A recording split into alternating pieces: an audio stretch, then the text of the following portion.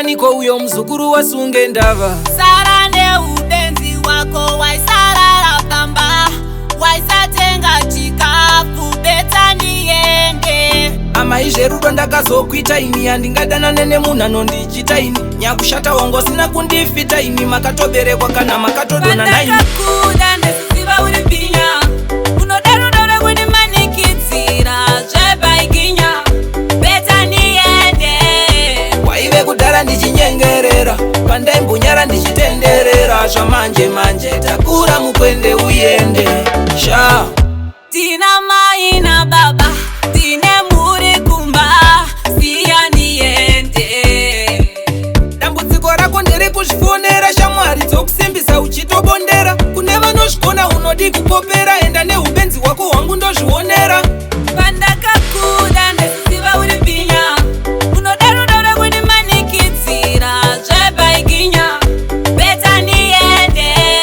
Waive kudhara ndichinyengerera, pandaimbonyara ndichitenderera. Zvamanje manje takura mukwende uyende sha.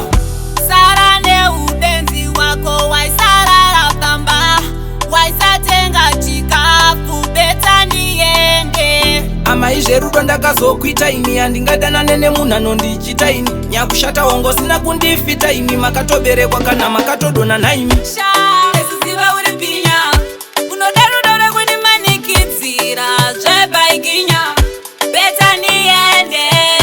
Waive kudhara ndichinyengerera, pandaimbonyara ndichitenderera. Zvamanje manje takura mukwende uyende sha.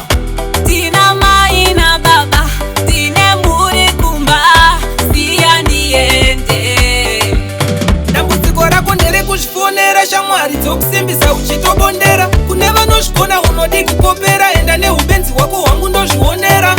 Pandakakuda ndesiziva uri pinya, unoda rudo rwekundimanikidzira zvebaiginya beta niende.